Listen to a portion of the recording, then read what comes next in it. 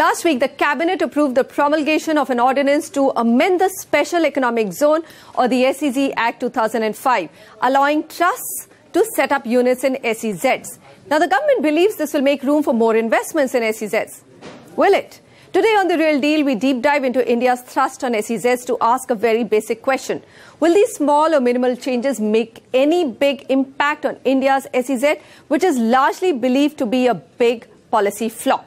Or does the government need to bite the bullet and overhaul the entire policy in a big way? Now, before we get to our expert panelists, let's tell you what's going on in the SEZ business. This is data culled out by JLL. Now, in the last 10 years, India has notified about 373 SEZs. Out of these, 230 SEZs are operational, the rest are defunct. Investments now made in all SEZs add up to about 4.92 lakh crore since the policy inception in 2005. It employs today about 20 lakh people, which is really a drop in the ocean of India's employment needs. We are adding 47 lakh people to the employment zone every year. Now, if one looks at how SEZs are being used, really it is IT and IT-enabled services which account for the bulk of it, which is 64%. And if you look at the total exports from SEZs as a percentage of India's total exports, that figure stands at about 21%. The peak of SEZs' contribution to exports was in the year 2012-13, when they contributed to 29%, but after that, it's been a little dull.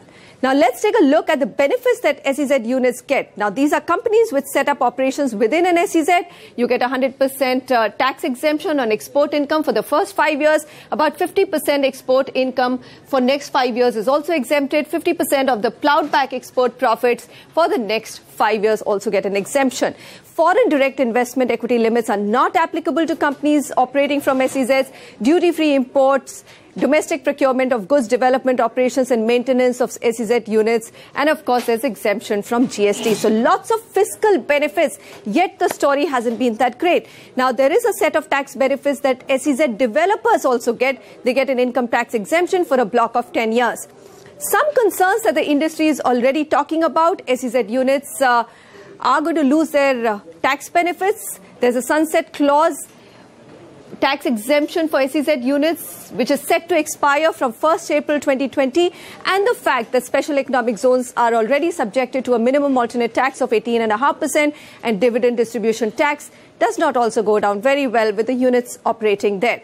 Let me bring on my panelists now. Ashish Mathur, MD Tata Steel SEZ, Sanjay Dutt, MD and CEO of Tata Housing, Vinamra Srivastav, CEO of Ascenda Singbridge, and Ramesh Nair, CEO and Country Head of JLL India. Gentlemen, thank you very much. I'm going to start with Mr. Mathur. He was part of the Policy Review Committee formed by the government to look at overhauling the policy.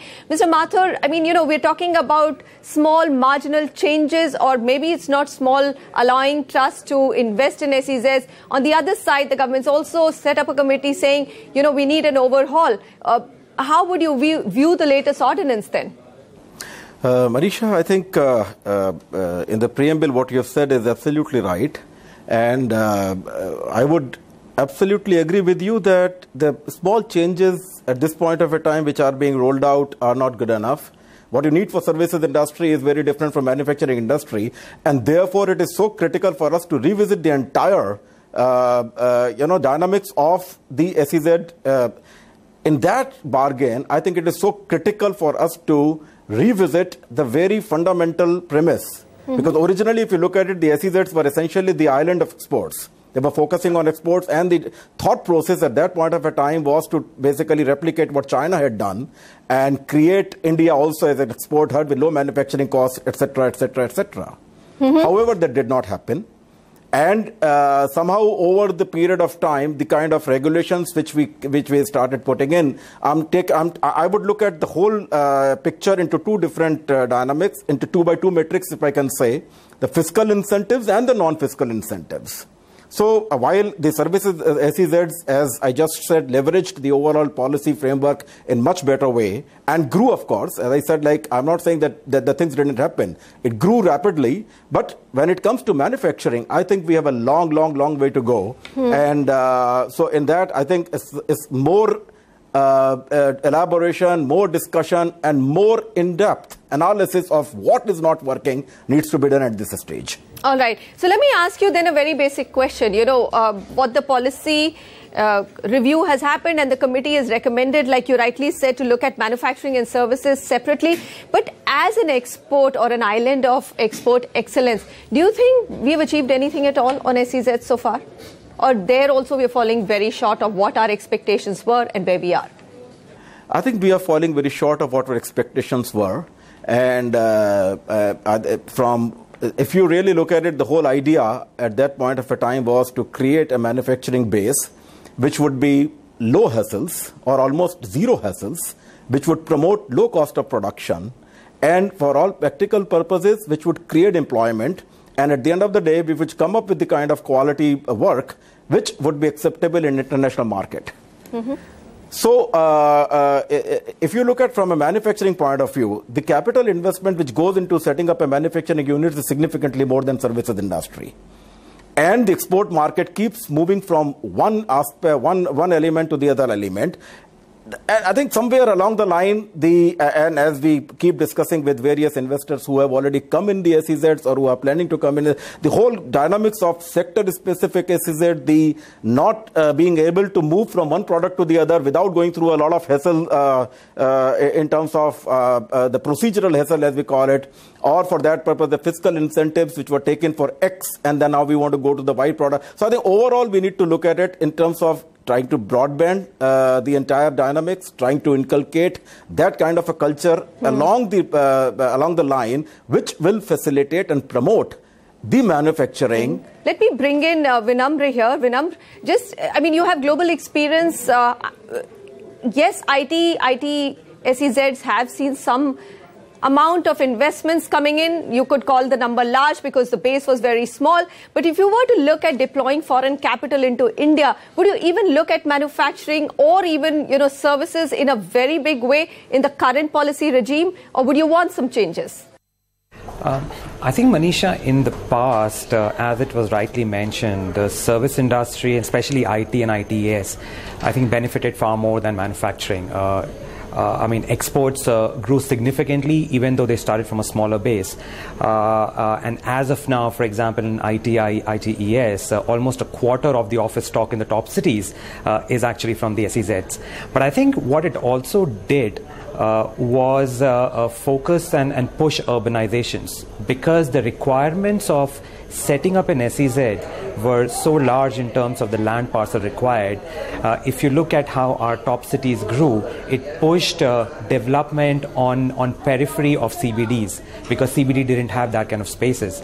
That resulted in creating new commercial hubs, the Whitefield and the ORRs in Bangalore, or the high-tech city in Hyderabad, etc., etc. And that further boosted urbanization story in these cities. Mm-hmm. It also spurred investments in other sectors, not just tech, but even in BFSI, in e-commerce, in engineering and manufacturing. So I think what has happened so far, the story for IT and ITES has been good and strong compared to especially manufacturing. Coming to your question of would we consider investing in the current regime as it stands now? So we look at it in two ways. As a developer, we follow what our customers do. And as it stands now, with the sunset clause kicking in March 2020, we see that there are two or three kind of occupier behaviors. There are those occupiers that are already in the SEZs and who are comfortable in growing in the same SEZs. There are still indirect tax benefits that will remain. And the decision criteria is driven really more by quality of assets, large-scale specs, and availability of infrastructure. All of this SEZs have in abundance, at least in the IT sector. Mm-hmm. So we will continue to grow with them. Then there are the other bunch of customers who are absolutely not willing to be in SEZs, probably because of compliance restrictions, movement on goods and people, etc. And then there is a third bunch which right now are still figuring out what their long-term strategy is. So for us at Ascenda Singbridge, one, we will continue to operate our current SEZs to make sure we cater to the demand growth from the first set of customers. Secondly, when we are looking to invest in new parks, we will be less speculative and try to get more investments in pre-committed or build-to-suits projects, and really on a case-by-case basis take a call depending on the micro market whether that's suitable for or conducive for future SEZ investments or not, and even if the need be, denotify some parts of our park if we see a balance of demand between SEZ and non-SEZ. So we'll really follow what our customers are going to do. How important is it for you to probably have that dialogue of not bringing in the sunset clause, and even things like, we'll come to MAT and DDT later? Manisha, multinational corporations came to India, yes, initially because the government wanted to encourage exports, and the government highlighted the cost arbitrage, and the real cost arbitrage was not necessarily in real estate, it was basically the human capital. We have built close to 450 million square feet in last 20 years, and 250 million square feet is under construction as far as IT is concerned. So IT played a significant role and is going to continue to play a significant role. Yes, there may be some setback on account of no incentive, but the overall attractiveness of India as a market, not only cheap labor, but superior talent, and not only superior talent, but when you want to scale the operations, there is no country in the world where you can set up 10,000 people workforce back office or 5,000 in one go or in a short period of time. So India is now an established market as far as that is concerned. So we believe we will continue to invest. There will continue to remain a demand. There may be some setback because of incentives, which will impact third-party outsourcing companies who work on very thin margins. These are the companies who may actually need to find a different business model. Maybe they need to go into KPO with higher margins. Okay. But overall, the India story, I believe, will continue. I'm going to go to Ramesh Nair. Ramesh, you know, it's surprising that this is exactly what Ashish Mathur said. And in the list of challenges, JLL has also said that, you know, we're talking about SEZs being very easy to do business in and removing that shortcomings of clearances, etc. But even today, that remains the biggest challenge. So is that not applicable for IT companies and IT outsourced businesses? Is it only for manufacturing companies? Manisha, for the SEZ policy and the entire industry to be successful, the government needs to act as the supplier of land and approvals. If you compare our story with the China story, in China these are cities. In India we do SEZs in 10 acres or even 7 acres of land we do SEZs. Secondly, the China story is 30 years plus. If you look at our story, we started only in around 2006. So we're looking at just around 12-13 years of history of SEZs. And overall, if you compare it to China model, China was done by a lot of government investments, while in India most of the SEZs have been done by private developers. So that's the first thing we need to, if we can fix those three things.